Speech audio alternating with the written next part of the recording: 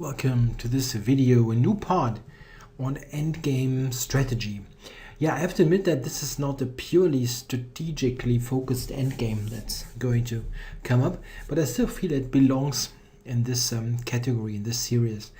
Endgame. Why is this an endgame on the board? It's not, but it can pop up in a line that was possible in this game. This is a game between Michael Tal, the former world champion, and the black player is Alexander Semeniuk. I don't know that player really. He didn't even have an ELO rating here in the when this game was played in the early 80s. But this does not mean much for Russian players at that time. They might be very strong. Okay, here Tal played bishop c8. Yeah, interesting, technically justified move. I don't want to go through this in much detail. It is about a variation that could have happened. After bishop c8, here the black player played king to h8. Yeah, he did not take the bishop. If he would have taken the bishop, and that's what this line here is, what this makes interesting for the endgame section is, if he takes, we capture on c8, knight takes, rook f8. In this position here, in fact, white has a pretty simple win with bishop takes e7. Can briefly look at that. Bishop e7, rook takes, and d6. And this pawn is so strong it will promote. However, another line that is given in a book that I was looking at is, they look at, in this position, at rook takes f8, king takes, bishop e7, king e7. And here we got one of those end games where books tend to just write, or commentators tend to just write, and the rest is a matter of technique. Yeah, the problem is that sometimes this kind of thing is not so simple. Even if we here enjoy the extra exchange, how exactly do we win the position? And position is what this video is about. It's not arising by force in this game or anything, so it's not so relevant from a, let's say, analytical point of view for this game. It is not an optimal variation for black or force in any way, but it's still interesting to just look at this isolated position and ask yourself, okay, how is white actually going to win? Why is it a problem? We have an extra exchange, but the extra exchange is just one thing. We have problems, and the problem is we have a bad king. Our king is not playing, and it takes a moment to get into the game. I mean, one move, two moves, and so on. So this takes a while. On the other hand, the black king is already near the action. It helps stopping the d-pawn and might get active on the queen side. That's another problem that we have. Our d-pawn, which is a passed pawn, it is supported by the rook, but it's not just going through or promoting. It's not so easy. Black is, on the other hand, attacking our b2 pawn, which is a bit weak, and he's got this bishop on a great square on e5. A well-positioned bishop very often can compensate for the loss of the exchange. If black would have some extra pawn here, it would be very, very difficult for white to do anything. The next thing that we need to be aware of is that black has two pawns against one pawn, and he might get a passed pawn on the queen side supported by the bishop. The bishop is controlling the a1 square, which is a potential promotion square for those pawns. So it is not super straightforward. The whole thing would be very simple if we, for example, just change the position for argument's sake. Let's say we just do some magic and look at this position. Here it would be relatively easy for white to win. Black has no counterplay, and we can just activate our king somewhere on the queen side or break up the king side with f3, g4. Black has no counterplay. That's fairly simple.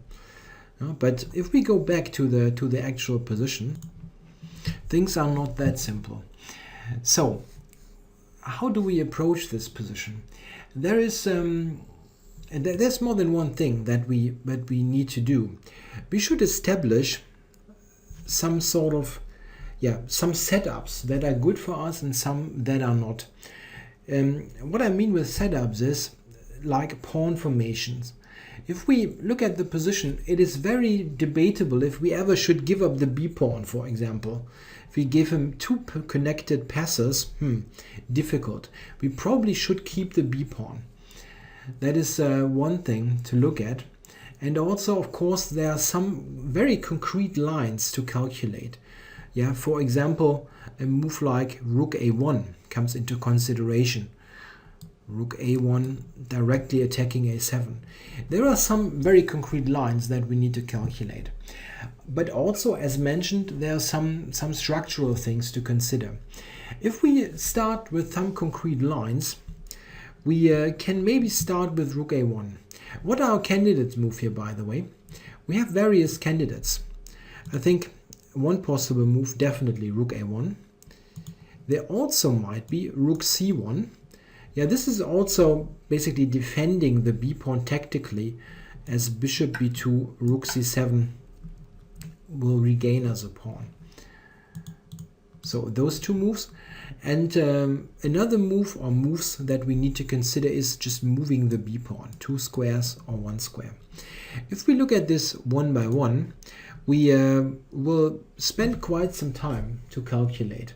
However, if we also consider some strategic considerations, we might come to a solution that wins quicker. Yeah, very often we have more than one way to do things. Here you could do it in a totally computer-like brute force kind of way, or you could try to consider, as I said at the beginning, to think about setups and things that are favorable for us and things that are not. If we think about pawn structure, the move b4 gains quite some attraction. Think about it. If we go b4, we remove this pawn from the attack, which is good, so black cannot take it, but we also intend to change the pawn structure considerably. With b4, white actually is threatening something. What white is threatening from a strategic point of view, he's threatening to play b4 to b5, putting this pawn on a light square where it fixes the a7 pawn. With the pawn being on b5, white does not have to worry anymore about any pawn queening, like a pawn, b pawn starting to march down the board and promoting at the end. When the pawn is on b5, the whole thing will be relatively simple. We should look at that, so maybe with some concrete moves. If black ignores this b5 idea, let's say he plays king to d6 as one possible line. King to d6. Yeah, what now? If we play b5 now, black will play king c5. That's not a good idea. So we should, if we want to play b5, prepare that, starting with rook c1. And this is in fact, after rook c1, leading to the exact same setup that I was mentioning earlier. White has managed to push his pawn to b5, and with this really has managed to diminish black's counterplay considerably. Black now does not attack anything on the queen side. We have removed the b pawn from the attack, and our pawn on b5 makes sure that the a pawn is never going to move, as we always will be able to capture it en passant. So black has won a pawn. He's won the d pawn. We've given up this pawn, but in return we have made sure that there's absolutely no counterplay. Very important, of course, is that the rook here, the rook is creating a barrier for the king. Black's king cannot join the action on the queen side. This way we have gained stability in the position. Basically, here we have free reign with our king. We can really take our time and activate our king. There are ways, there's more than one way to do it. We could play king g2 and then play f3 and roll up the king side. Or another way could be, given that we have time, we can also consider to just walk over to the queen side and maybe just protect this pawn and then enter with the rook. We have time. We don't need to rush things. However, if we look at concrete moves, it gets critical for black very quickly. If we just continue for a bit, and black is basically only able to shuffle with the bishop. He has no active way forward anyway. In cases like that, very often the play will get concrete again with white attacking the a-pawn. b5 has fixed this a7 weakness, and now we can attack it. Of course, we could have done that earlier, but we wanted to get the king in first. Now we actually can play rook a7, a7, h7, just grab the whole thing like this, because our king is close enough to help in the fight against the b-pawn. This makes things much easier. We don't need to calculate anything complicated here. We just make sure that we have our king defending against the pawn, and the rook will clear up the king side. So this is a fairly straightforward win. So if we go back in the initial position, thinking about the structure here helps quite a lot, as we identify that b4 is really threatening this b5 setup. Once we have established that this b5 setup is winning, we can pretty much calculate the next lines quickly, because we need to first and foremost check the responses by black that deal with this b5 threat. So as we have seen, king d6, rook c1 is not doing very much. But what else is there? Black could go b5. Okay. After b5, however, the pawn structure has changed. He has put a pawn on a light square, and this is a pawn that we can attack, and we should start with this pretty quickly. Just rook c1 again. What is our idea? Entering with the rook on c5 to attack this pawn, or possibly on c6 to go here. Those two things are possible. Yeah, here black really cannot do very much. Let's say king to d6. We then give this important check. That's very precise. Black grabs on d5, and we go rook c5 to get the b-pawn. Note that it's not a good idea to go for the a7 pawn. Yeah, we want to make sure that there is no counterplay coming up. If we go here, we go to a6. Black plays king c4, rook a7, king b4, and here again he's got the b-pawn. It is a matter of concrete calculation. Maybe we even win that, but it's totally unnecessary to deal with the whole issue. Note that our king is not playing. It's totally unnecessary, because if we are cautious enough, after king takes, we're not going to a6, we just do this. Black's king is going back, and we take b5, and here we have managed to trade off two pawns, the d pawn against the b pawn, and this will win very easily. Note that rook a5, a7 is hard to stop even here in this position. And we will win easily if we have the exchange up and we only have the pawns on the king side. Our rook will be the much stronger piece then, and win against the bishop. It's really about getting rid of the counterplay. Yeah, what else is there for black? He can play a6 to stop b5, but again, the point is we have the c file, rook c1, and here really there's nothing great that black can do. Like king d6 directly, we lose the two pawns, and there is no real move here. If we look at this, for example,